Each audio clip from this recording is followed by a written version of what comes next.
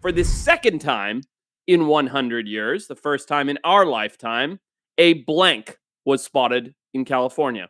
Before I say what it is, why don't you guys take a crack at it? Peter? Patrick? Oh, This how recent? How recent? Yesterday. Day before yesterday. I'm going to say a polite person was spotted in LA. Interesting. In A good driver. You got a few more of these. Is it? Wait, you're really excited. You're very excited. Well, I like this animal a lot. I'm going to say it's exciting to see it. So I haven't seen it. I'm going to say a Rocky Mountain wolf. Ooh, good guess. Good guess. I'm going to go Tasmanian devil. So close. That'd be fascinating. That would be really fascinating.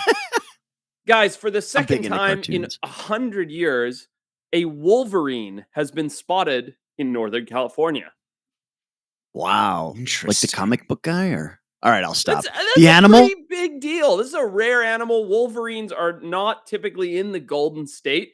Department of Fish and Wildlife has confirmed that it's a legit sighting. Both sightings were in Inyo National Forest. Really? Yeah. Where's that? Up near Yosemite. Okay. Yep. It's It's pretty exciting. It's on the way cool. up to, yeah. Well, Inyo yeah. So National what's Forest is really cool, by the way. It's a really cool spot.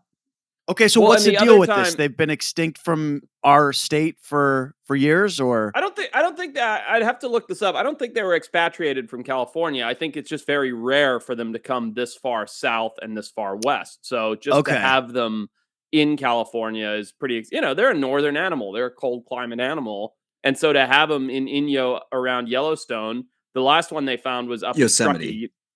Sorry, what did I say? Yellowstone, Yosemite. He's sick. It's too many fat tires. Look at his eyes. Yeah, the last one they found was up near Truckee. I don't know, 5 or 8 years ago or something like that. And so I don't know, pretty big deal. Like a Wolverine in California. That's exciting.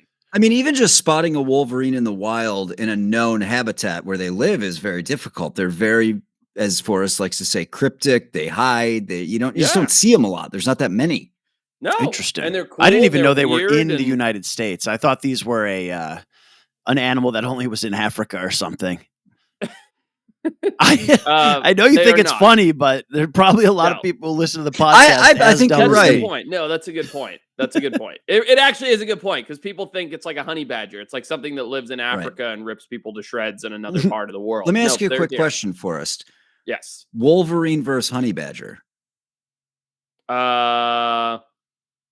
Honey badger. I think Wolverines are a lot bigger, though. I'd have to double check that.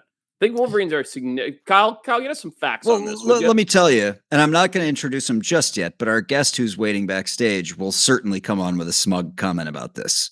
Yeah, he will. And he'll have all the facts. He's got a smug comment about everything. Not because he's already Googled it while we're sitting here and he's listening in, but because he actually knows the information. No, I'm fairly certain Wolverines are substantially larger than honey badgers, but riddle me this. You're a Wolverine.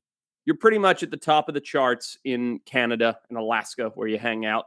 Nothing's going to fuck with you, okay? Okay. You're a honey badger. You're distinctly smaller. You live in Africa. There are leopards. There are cobras. There are lions. There are rhinos.